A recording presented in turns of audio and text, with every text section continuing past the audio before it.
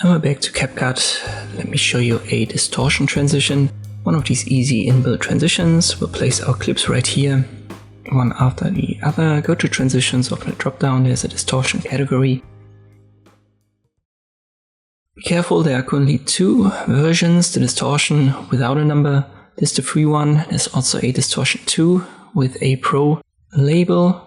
So if you don't use pro, you can only use distortion 1. Download it, then drag and drop it onto your transition, and that's all there is. You can adjust the duration as long as it's active in the timeline down here. So if it isn't, left click on it, but you don't want to make it too long.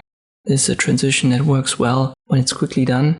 So I would say around 1 second is the upper limit, but you can even go higher than 3 seconds. Hope this video was helpful, thank you for watching, and I'll see you next time.